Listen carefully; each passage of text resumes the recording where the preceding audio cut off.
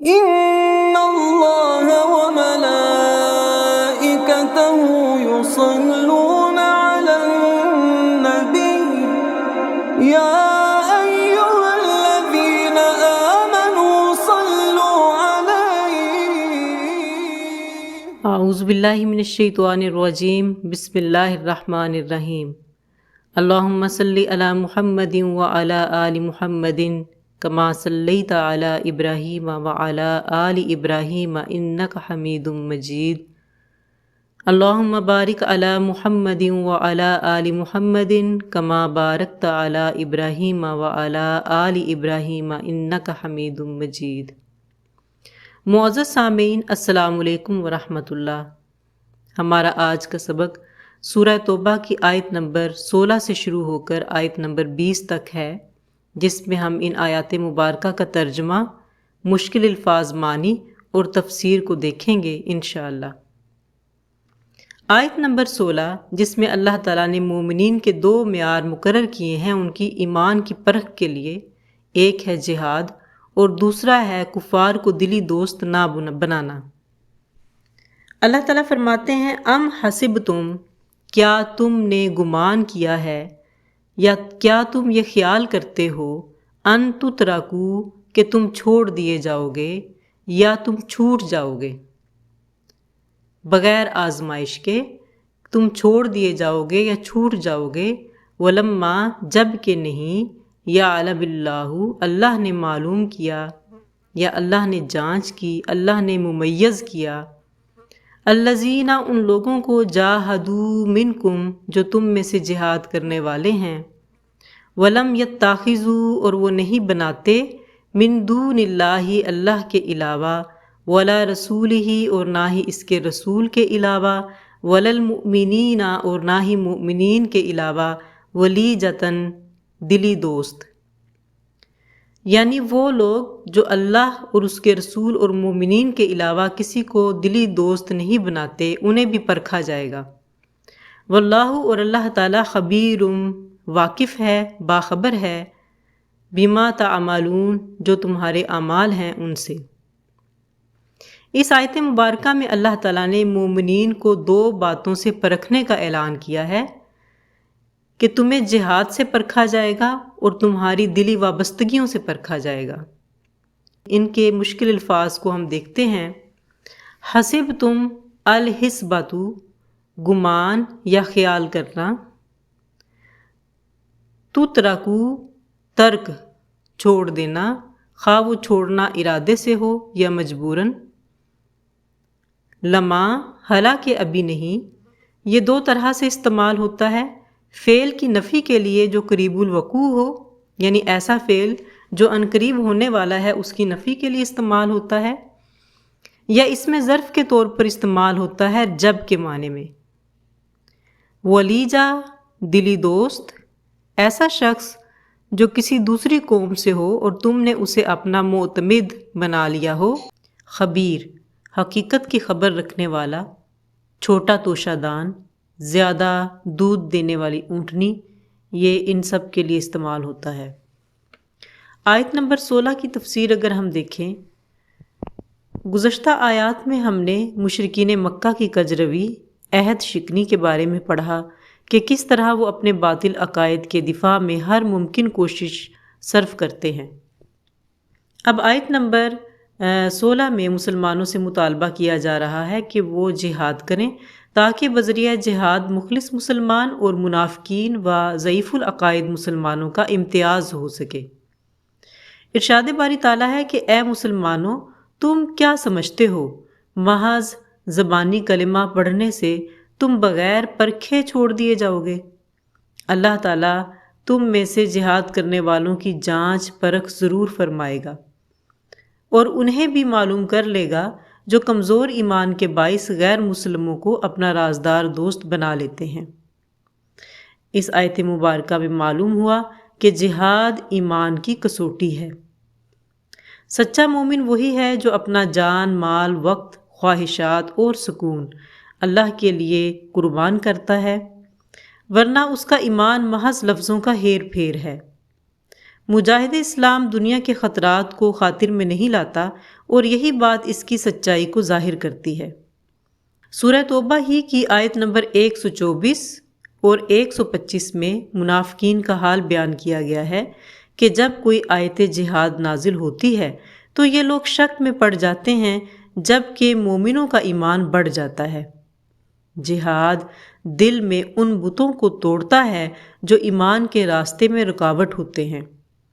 حب دنیا، موت کا خوف، عافیت طلبی، یہی وہ چیزیں ہیں جو ایمان کو کمزور کرتی ہیں اور انہی پر جہاد ضرب لگاتا ہے۔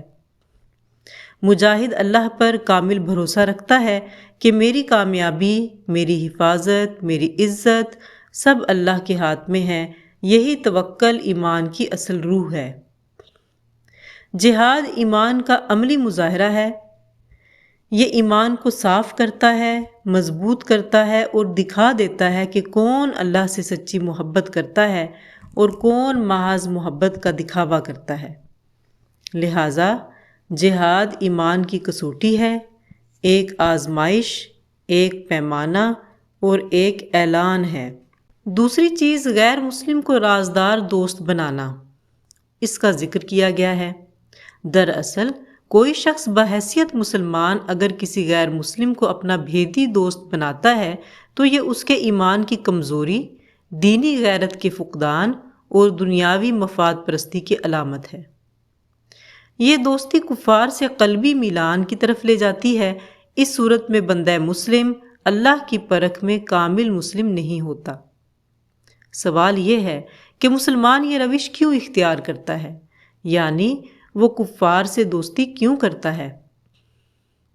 اکثر اوقات لوگ یہ تعلقات دنیاوی فائدے، شہرت یا سیاسی فائدے کے لیے بناتے ہیں، جس سے واضح ہوتا ہے کہ وہ اللہ اور دین پر دنیا کو ترجیح دیتا ہے۔ سورہ مائدہ آیت نمبر 51 میں ارشاد ربانی ہے، تم میں سے جو کفار کو دوست بنائے گا وہ انہی میں سے شمار ہوگا۔ تو پتہ چلا کفار سے دوستی دل کی گمراہی کی علامت ہے۔ دل میں کفار کے لیے غیر معمولی نرم گوشہ ہے۔ جو دین، ناموس رسالت اور امت پر حملہ کرنے والوں سے دلی تعلق رکھے وہ دین کی عزت کا شعور کھو چکا ہے، جبکہ ایماندار شخص کا دل اللہ کے دوستوں سے جڑتا ہے۔ تو کیا غیر مسلم سے تعلقات نہیں رکھے جا سکتے؟ رکھے جا سکتے ہیں، لیکن حدود و قیود کے ساتھ۔ کفار سے عمومی طور پر نرمی، عدل، حسن سلوک جائز ہے۔ کاروباری، تعلیمی، دفتری تعلقات بھی جائز ہیں۔ ہاں، دل کی گہرائیوں میں جگہ دینا، دین سے زیادہ ان پر اعتماد کرنا، دین کو ان کے لیے نرم کرنا سخت ممنوع ہے۔ سورہ توبہ آیت نمبر 16 نے جہاد اور کفار سے دلی دوستی نہ رکھنا ایمان کا معیار مقرر کیے ہیں اور یہ اعلان کیا کہ تمہارے دعوی ایمان کو ضرور پرکھا جائے گا، تمہیں جہاد کرنا ہوگا اور کفار سے سابقہ تعلقات و مراسم ختم کرنا ہوں گے۔ آیت نمبر 17 اور 18 چونکہ نفس مضمون کے لحاظ سے ایک جیسی ہیں لہٰذا ہم انہیں اکٹھا ہی پڑھیں گے۔ آیت نمبر 17 میں اللہ تعالیٰ کا ارشاد ہے، ما کانا للمشرکین، مشرکین کو زیبا نہیں یا مشرکین کی اتنی لیاقت نہیں۔ ما کانا نہیں ہے للمشرکین، مشرکین کے لیے، ان یعمروا کہ وہ آباد کریں مساجد اللہ، اللہ کی مساجد کو۔ مشرکین کو زیبا نہیں کہ وہ اللہ کی مسجدوں کو آباد کریں۔ شاہدینہ جب کہ وہ گواہی دے رہے ہیں، علی انفسہم اپنے آپ پر، بالکفری کفر کی، یعنی اس حالت میں کہ وہ کفر میں ہیں تو انہیں زیب نہیں دیتا کہ وہ اللہ کی مساجد کو آباد کریں۔ اولئک یہی وہ لوگ ہیں، حابطت ضائع ہو گئے، اعمالہم ان کے اعمال، یعنی ان لوگوں کے سب اعمال بیکار ہیں۔ وفی النار اور آگ میں ہم خالدون یہ ہمیشہ رہیں گے۔ مشرکین کو زیبا نہیں کہ وہ اللہ کی مسجدوں کو آباد کریں جب کہ وہ اپنے آپ پر کفر کی گواہی دے رہے ہوں۔ ان لوگوں کے سب اعمال بیکار ہیں اور یہ ہمیشہ دوزخ میں رہیں گے۔ الفاظ معنی دیکھتے ہیں۔ این یا امرو الامارہ سے ہے، آباد کرنا، یہ خراب کی ضد ہے۔ الکفر کسی چیز کو چھپانا، کفران نعمت کرنا، یہاں اللہ کا انکار ہے۔ حابطہ ضائع ہو گئے، نار وہ شعلہ جو آنکھوں کے سامنے ظاہر ہو۔ خلد کسی چیز کا عرصہ دراز تک تغیر و فساد سے پاک رہنا، یعنی جنت میں چیزیں اپنی اصلی حالت میں قائم رہیں گی اور ان میں کوئی تغیر پیدا نہیں ہوگا۔ آیت نمبر 18۔ انما بے شک یا امرو آباد کرنا مساجد اللہ اللہ کی مسجدوں کو، من آمنا جو ایمان لائے باللہ اللہ پر، والیوم الآخری اور یوم آخرت پر، یعنی مسجدوں کو آباد وہی لوگ کرتے ہیں جو ایمان لائے اللہ پر اور یوم آخرت پر، وَأَقَامَ الصَّلَاةَ اور نماز قائم کرتے ہیں، وَآتَى الزَّكَاةَ اور زکوٰۃ دیتے ہیں، وَلَمْ يَخْشَ اور وہ نہیں ڈرتے، إِلَّا اللَّهَ سوائے اللہ کے، فَعَسَىٰ پس امید ہے، اولئک یہی وہ لوگ ہیں، ان یکونوا کہ وہ ہوں گے، من المہتدین ہدایت یافتہ لوگوں میں سے۔ اللہ کی مسجدوں کو وہی لوگ آباد کرتے ہیں جو اللہ پر اور روز قیامت پر ایمان لاتے ہیں اور نماز پڑھتے ہیں اور زکوٰۃ دیتے ہیں اور اللہ کے سوا کسی سے نہیں ڈرتے۔ یہی وہ لوگ ہیں، امید ہے کہ ہدایت یافتہ لوگوں میں داخل ہوں گے۔ الفاظ معنی۔ آمنا جو ایمان لایا، ہر وہ شخص جو توحید کا اقرار کرتے ہوئے شریعت محمدی صلی اللہ علیہ وآلہ وسلم میں داخل ہو جائے۔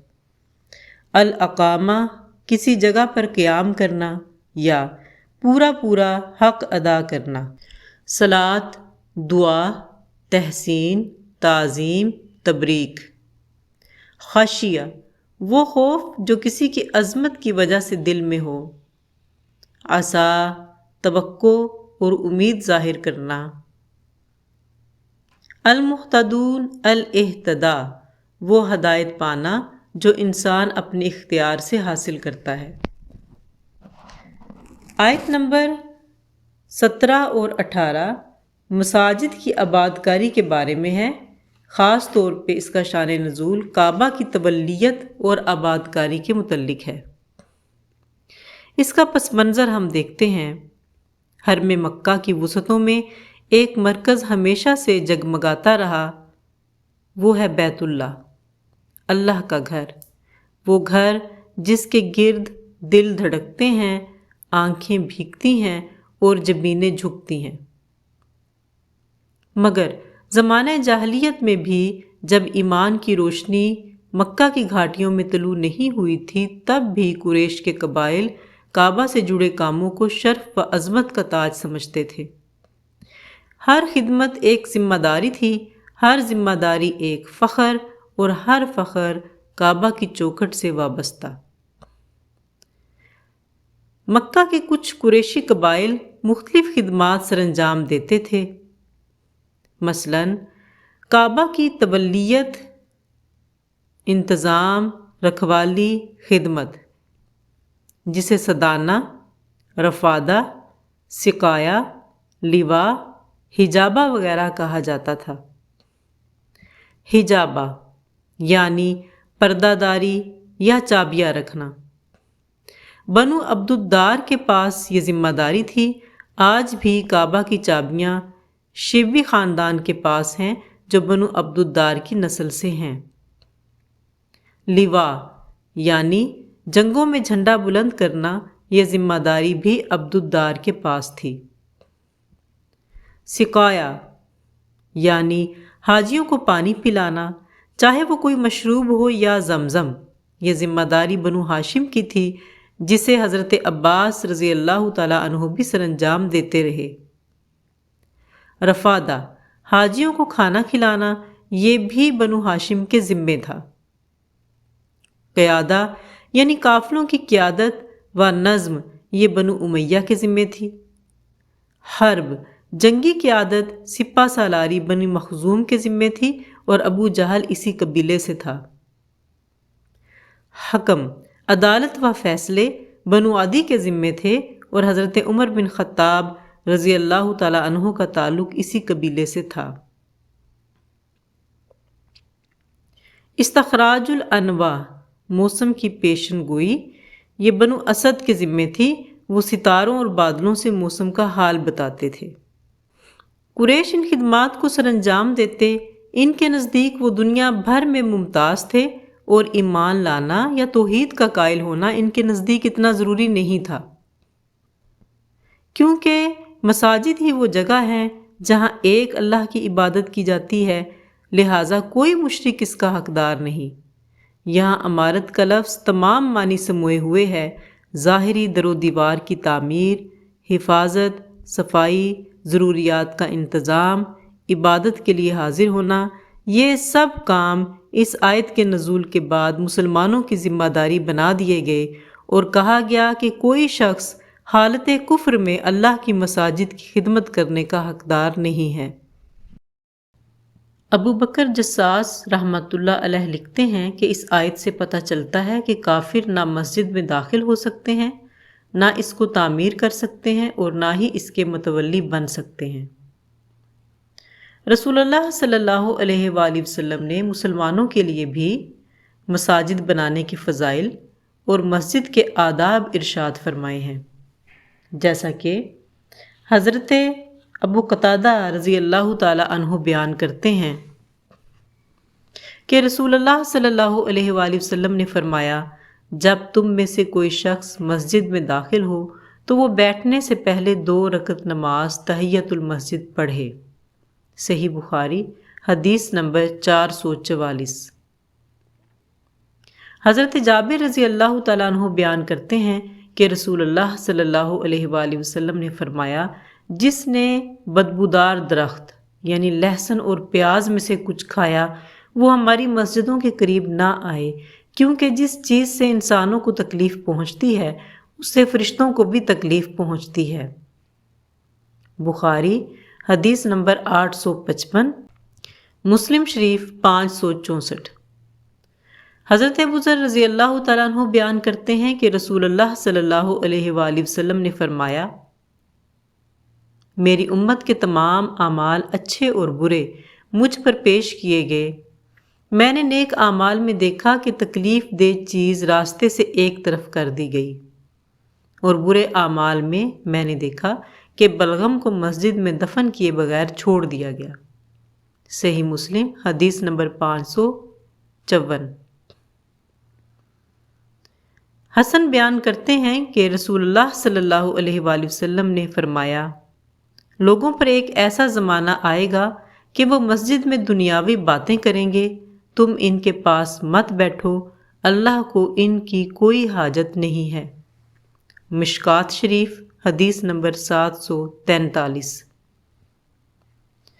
حضرت ابو درداء، حضرت ابو امامہ اور حضرت واصلہ رضی اللہ تعالی عنہما بیان کرتے ہیں کہ رسول اللہ صلی اللہ علیہ وآلہ وسلم نے فرمایا، اپنے بچوں کو اور اپنے پاگل لوگوں کو اور اپنے برے لوگوں کو، اپنی خرید و فروخت کو اور اپنے لڑائی جھگڑوں کو اور اپنی آوازوں کو اور اپنی تلوار سونتنے کو، اپنی حدود قائم کرنے کو اپنی مسجدوں سے دور رکھو، اور جمعہ کے دنوں میں کثرت سے اپنی مسجدوں میں جمع ہو اور اپنی مسجدوں کے دروازوں پر اپنی وضو کی جگہیں بناؤ۔ سنن ابن ماجہ حدیث نمبر 750۔ مسجد کی تعمیر کے حوالے سے اللہ کے نبی نے جو خوشخبریاں دی ہیں وہ یہ ہیں، جس شخص نے اللہ کی رضا کی طلب کے لیے مسجد بنائی، اللہ اس کے لیے جنت میں گھر بنائے گا۔ صحیح بخاری حدیث نمبر 450، صحیح مسلم حدیث نمبر 533۔ اس کے علاوہ حضرت ابو ہریرہ رضی اللہ تعالیٰ عنہ بھی ایک حدیث روایت کرتے ہیں کہ رسول اللہ صلی اللہ علیہ وآلہ وسلم نے فرمایا، جو شخص صبح کو مسجد میں جائے یا شام کو مسجد میں جائے، اللہ تعالیٰ اس کے لیے ہر صبح اور شام کو جنت میں مہمان نوازی تیار کرتا ہے۔ اللہ تعالیٰ اس کے لیے ہر صبح اور شام کو جنت سے مہمانی تیار کرتا ہے۔ صحیح بخاری حدیث نمبر 662 اور صحیح مسلم 669۔ حضرت انس بن مالک رضی اللہ تعالیٰ عنہ بیان کرتے ہیں کہ رسول اللہ صلی اللہ علیہ وآلہ وسلم نے فرمایا، انسان کو اپنے گھر میں نماز پڑھنے سے ایک نماز کا اجر ملتا ہے اور قبائل کی مسجد میں نماز پڑھنے سے 25 نمازوں کا اجر ملتا ہے، اور جامع مسجد میں نماز پڑھنے سے 500 نمازوں کا اجر ملتا ہے، اور مسجد اقصیٰ میں نماز پڑھنے سے 50,000 نمازوں کا اجر ملتا ہے، اور میری مسجد یعنی مسجد نبوی میں نماز پڑھنے سے 50,000 نمازوں کا اجر ملتا ہے، اور مسجد حرام میں نماز پڑھنے سے 1,00,000 نمازوں کا اجر ملتا ہے۔ یہ حدیث ابن ماجہ سے لی گئی ہے، جس کا نمبر ہے 1413۔ حضرت جابر رضی اللہ تعالیٰ عنہ بیان کرتے ہیں کہ مسجد نبوی کے گرد جگہ خالی ہوئی تو بنو سلمہ نے مسجد کے قریب منتقل ہونے کا ارادہ کیا۔ جب نبی صلی اللہ علیہ وآلہ وسلم کو یہ خبر پہنچی تو آپ نے ان سے فرمایا، مجھے یہ خبر پہنچی ہے کہ تم مسجد کے قریب منتقل ہونے کا ارادہ کر رہے ہو۔ انہوں نے کہا، ہاں یا رسول اللہ، ہمارا یہ ارادہ ہے۔ آپ نے فرمایا، اے بنو سلمہ، اپنے گھروں میں ہی رہو، تم جس قدر قدم چلتے ہو تمہاری اتنی نیکیاں لکھی جاتی ہیں۔ یہ حدیث صحیح مسلم میں ہے، اس کا نمبر ہے 365۔ حضرت بریدہ رضی اللہ تعالیٰ عنہ بیان کرتے ہیں کہ رسول اللہ صلی اللہ علیہ وآلہ وسلم نے فرمایا، جو اندھیروں میں چل کر مسجدوں تک جاتے ہیں انہیں قیامت کے دن مکمل نور کی بشارت دے دو۔ یہ حدیث سنن ابو داؤد میں 561 نمبر پر ہے، جبکہ سنن ترمذی میں اس کا نمبر 223 ہے۔ ان تمام فضائل اور آداب کو اگر ہم دیکھیں تو پتہ یہ چلتا ہے کہ مساجد کے حقدار صرف اور صرف مسلمان ہیں۔ وہ شخص جو حالت کفر میں مسجد کا متولی ہونے کا دعوے دار ہو، وہ کسی طرح سے بھی یہ حق نہیں رکھتا کہ وہ مساجد کو آباد کرے، کیونکہ وہ ان تمام فضائل اور بشارتوں سے محروم ہے بوجہ اپنے کفر کے۔ آیت نمبر 19، اجعلتم، کیا تم نے بنا لیا ہے یا کیا تم نے خیال کیا ہے، سقایۃ الحاج، حاجیوں کو پانی پلانا، وعمارۃ المسجد الحرامی، اور مسجد حرام کو آباد کرنا، کیا تم نے حاجیوں کو پانی پلانا اور مسجد حرام کو آباد کرنا بنا لیا ہے، کمن، اس شخص کے اعمال جیسا۔ کاف زبر کا مانند کے لیے استعمال ہوتا ہے، تشبیہ کے لیے، من جو، کمن اس شخص کے اعمال جیسا، آمن باللہ جو ایمان لایا اللہ پر، والیوم الآخری اور یوم آخرت پر، وجاہدا اور جہاد کیا، فی سبیل اللہ اللہ کی راہ میں۔ جو اللہ اور روز آخرت پر ایمان رکھتا ہے اور اللہ کی راہ میں جہاد کرتا ہے۔ لا یستوون عند اللہ، یہ برابر نہیں ہے اللہ کی نظر میں، لا نہیں ہے، یستوون برابر، عند اللہ اللہ کے ہاں، واللہ اور اللہ تعالی لا یہدی ہدایت نہیں دیتا، القوم الظالمین وہ لوگ جو ظالم ہیں۔ کیا تم نے حاجیوں کو پانی پلانا اور مسجد محترم کو آباد کرنا اس شخص کے اعمال جیسا خیال کیا ہے جو اللہ اور روز آخرت پر ایمان رکھتا ہے اور اللہ کی راہ میں جہاد کرتا ہے؟ یہ لوگ اللہ کے نزدیک برابر نہیں ہیں اور اللہ ظالم لوگوں کو ہدایت نہیں دیا کرتا۔ مشکل الفاظ کے معنی، جعل، یہ لفظ ہر کام کرنے کے لیے بولا جاتا ہے۔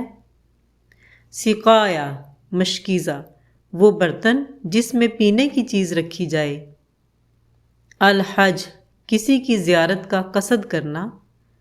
سبل اس رستے کو کہتے ہیں جس میں سہولت کے ساتھ چلا جائے.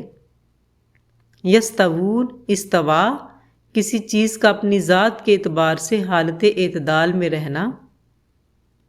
ہدایت لطف و کرم کے ساتھ کسی کی رہنمائی کرنا. الظالمین ظلم کرنے والے وہ جو چیزوں کو اصل مقام پر نہیں رکھتے، اور ظلم کرنے والوں سے مراد کفر اور شرک کرنے والے بھی ہوتے ہیں. اس آیت مبارکہ کا ایک خاص شان نزول ہے کہ حضرت عباس رضی اللہ تعالی عنہ جب بدر کے موقع پر قید ہو کر آئے تو مسلمانوں نے انہیں کفر و شرک پر قائم رہنے پر آر دلائی. تو انہوں نے جواب دیا، تم لوگ صرف ہماری برائیاں یاد رکھتے ہو اور بھلائیوں کا ذکر نہیں کرتے. کیا تمہیں معلوم نہیں کہ ہم بیت اللہ اور مسجد حرام کو آباد کرنے والے ہیں، اس کا انتظام کرنے والے اور حجاج کو پانی پلانے والے ہیں؟ اس پر قرآن کریم کی یہ آیات نازل ہوئیں کہ کیا تم نے حاجیوں کو پانی پلانے اور مسجد حرام کی خدمت کو اس شخص کے برابر کر دیا جو اللہ اور یوم آخرت پر ایمان لایا اور اللہ کی راہ میں جہاد کیا؟ یہ اللہ کے نزدیک برابر نہیں ہو سکتے. یہ آیت ان لوگوں کے غلط عقیدے کی تردید ہے جو یہ سمجھتے تھے کہ حرم کی خدمت ایمان اور جہاد سے بھی اعلیٰ ہے. مشرکین مکہ ان خدمات پر فخر کرتے تھے، حالانکہ وہ اللہ پر ایمان نہیں رکھتے تھے اور دین حق کے خلاف تھے. پتہ چلا کہ ظاہری خدمات جب تک عقیدہ درست نہ ہو اللہ کے نزدیک قبول نہیں ہوتی. کعبہ کا خادم وہی ہے جس کے عقائد درست ہیں اور وہ دین حق کی نصرت میں سرگرم ہے، ورنہ یہ سب روایتی اور ثقافتی خدمات ہوں گی، اور یہاں ظلم سے مراد کفر اور شرک ہے. اس آیت کے تناظر میں ہم جائزہ لیتے ہیں موجودہ خدام حرمین شریفین کا، جو حرمین شریفین کی خدمت، زائرین کے آرام کا انتظام، مسجد حرام و مسجد نبوی کی توسیع، انتظامی نظم و نسق سب کچھ دیکھ رہے ہیں. مگر دوسری طرف یہود و نصارہ اور مشرکین کے ساتھ دلی دوستی، عسکری اتحاد، معاشی وابستگی اور فکری ہم آہنگی بھی رکھتے ہیں. یہ سب امت کو تضاد کا پیغام دے رہا ہے، نفاق کا شائبہ پیدا کرتا ہے. حرم کی خدمت اگر سیاسی مفادات اور غیر اسلامی ایجنڈوں کے ساتھ جڑ جائے تو وہ روحانی وزن کھو دیتی ہے. امت مسلمہ دیکھ رہی ہے کہ فلسطین جل رہا ہے، یمن، شام، کشمیر کٹ رہے ہیں، اور خادمین حرمین شریفین خاموش یا غیر جانبدار کھڑے ہیں. کوئی ان سے پوچھے کہ اسلام کے مقدس مقامات کی حفاظت اور اسلام کے دشمنوں سے دوستی دونوں اکٹھے چل سکتے ہیں؟ کہ قبلہ محفوظ ہے مگر بیت المقدس قربان ہو جائے، تعمیر کعبہ تو ہے مگر روح ابراہیمی اکاڑ بن جائے. ایمان، اخلاص اور وفاداری اللہ سے ہونی چاہیے، نہ کہ عالمی طاقتوں سے. حرم کی اصل خدمت یہ ہے کہ ملت اسلامیہ کو کعبہ سے جوڑ کر دشمن سے جدا کر دیا جائے. خادم حرم وہی ہے جو قبلہ بچائے، نہ کہ فقط سنگ مرمر سجائے. آیت نمبر 20. الذین آمنوا جو لوگ ایمان لائے، وہاجروا اور ہجرت کی، وجاہدوا اور جہاد کیا، فی سبیل اللہ اللہ کی راہ میں، باموالہم اپنے اموال کے ساتھ، وانفسہم اور جانوں کے ساتھ، اعظم درجاتن بڑے ہیں ان کے درجے، عند اللہ اللہ کے ہاں، وَأُولَئِكَ اور یہی وہ لوگ ہیں، ہم الفائزون جو کامیابی کو پہنچنے والے ہیں یا مراد کو پہنچنے والے ہیں. جو لوگ ایمان لائے اور ہجرت کی اور اللہ کی راہ میں مال اور جان سے جہاد کرتے رہے، اللہ کے ہاں ان کے درجے بہت بڑے ہیں اور وہی مراد کو پہنچنے والے ہیں. الفاظ معنی: الہجر ایک دوسرے سے کٹ جانا، چھوڑ دینا. اموال وسط سے ایک طرف مائل ہو جانا، اور المال کو مال اس لیے کہتے ہیں کہ وہ ہمیشہ مائل اور زائل ہوتا رہتا ہے. درجہ درج، بلند مقام، سیڑھی کے درجات یعنی جو سیڑھی کے قدمچے ہیں انہیں بھی درجہ بولا جاتا ہے۔ فوز، کامیابی، سلامتی کے ساتھ خیر حاصل کرنا۔ آیت نمبر 20 آیت نمبر 19 کے ہی تسلسل میں نازل ہوئی، جو حقیقی فضیلت و مرتبے کو کچھ یوں واضح کرتی ہے کہ جو لوگ ایمان لائے اور انہوں نے ہجرت کی اور اللہ کی راہ میں اپنے مالوں اور جانوں سے جہاد کیا، وہی لوگ اللہ کے نزدیک بڑے درجے والے ہیں اور وہی کامیاب ہونے والے ہیں۔ پس ایمان، ہجرت، جہاد فی سبیل اللہ، مال اور جان کی قربانی، یہی وہ خوبصورت اعمال ہیں جو اللہ کے نزدیک درجات بلند کرتے ہیں اور کامیابی دیتے ہیں۔ بلندی درجات کیا ہے؟ اللہ کے ہاں خاص قرب، جنت میں اعلیٰ مقام، آخرت میں عظیم انعام، دنیا میں روحانی عظمت، فرشتوں اور اہل ایمان کی محبت کا حاصل ہونا۔ جیسا کہ قرآن پاک میں درجات کا ذکر ہے، سورہ آل عمران آیت نمبر 163، ہم درجات عند اللہ، ان کے اللہ کے ہاں مختلف درجات ہیں۔ یا جیسا کہ سورہ الانعام آیت نمبر 83، نرفع درجات من نشاء، ہم جس کے چاہتے ہیں درجات بلند کرتے ہیں۔ قرآن کے مطابق ایمان بلندی درجات کی بنیاد ہے۔ اس کے لیے سب سے بڑی قربانی ہجرت ہے، اس کی عظمت جہاد میں ہے، روشنی علم سے ہے، طاقت صبر سے حاصل ہوتی ہے، تقوی اعمال کا اور انسان کا اللہ کے ہاں وزن بڑھاتا ہے، اور خشیت الہی ہی محبت الہی ہے۔ یہ سب بلندی درجات کے اسباب ہیں۔ جنت میں بھی درجات ہیں، جیسا کہ رسول اللہ صلی اللہ علیہ وآلہ وسلم نے فرمایا، ان فی الجنت مئۃ درجہ ما بین کل درجتین کما بین السماء والارض۔ یہ بخاری شریف کی روایت ہے کہ جنت میں 100 درجے ہیں اور ہر 2 درجوں میں اتنا فاصلہ ہے جتنا آسمان اور زمین کے درمیان۔ یہ اعزاز و شرف کا مقام ہے۔ اللہ جسے چاہے اپنے دین کا خادم، مبلغ و مجاہد بنا دے۔ یہی وہ لوگ ہیں جن پر فرشتے فخر کرتے ہیں اور اہل زمین رشک کرتے ہیں۔ ان لوگوں کی ایک اور خوبی اللہ نے آیت کے آخر میں یہ بتائی، الفائزون، کامیابی پانے والے، مراد کو پہنچنے والے، جو اللہ کے ہو گئے اور ہمیشہ کے لیے کامیاب ہو گئے۔ دنیا میں کامیابی کے تعارف بہت سے ہیں، کسی کے لیے دولت، کسی کے لیے شہرت، کسی کے لیے طاقت، مگر قرآن کا پیمانہ نرالا ہے۔ جنہوں نے ایمان کو زندگی کا مرکز بنایا، ہجرت کی، دنیا چھوڑی، تعلقات توڑ دیے اور اللہ سے جڑ گئے، اور جنہوں نے اپنی جان، مال، سکون، خواہشات سب کچھ راہ خدا میں قربان کر دیا، ان کی کامیابی کیسی ہے؟ دنیا کہے ناکام ہو گئے، سب کھو دیا، مگر عرش کہے یہ کامیاب ہو گئے، سب پا لیا۔ زمین پر خاک نشین، مگر عرش پر بلند درجے والے، لوگوں کی نظروں سے اوجھل مگر فرشتوں کی صف میں معروف۔ کامیاب وہی ہوا جو اللہ کا ہو گیا۔ آج ہمیں خود سے پوچھنے کی ضرورت ہے، کیا ہم بھی الفائزون میں شامل ہیں؟ کیا ہمارا دل دنیا کے پیچھے ہے یا رب کے آگے جھکا ہوا ہے؟ کیا ہم دین کے لیے کچھ چھوڑنے کو تیار ہیں؟ کیا ہم کامیابی کو دنیا کے پیمانے سے سمجھتے ہیں یا قرآن کے پیمانے سے تولتے ہیں؟ دلی دعا ہے، یا رب ہمیں ان لوگوں میں شامل فرما جنہیں تو نے الفائزون کہا، جنہیں تو نے چن لیا اور جو تیرے ہو گئے۔ آمین ثم آمین وما علینا الا البلاغ المبین۔ یا ایھا الذین آمنوا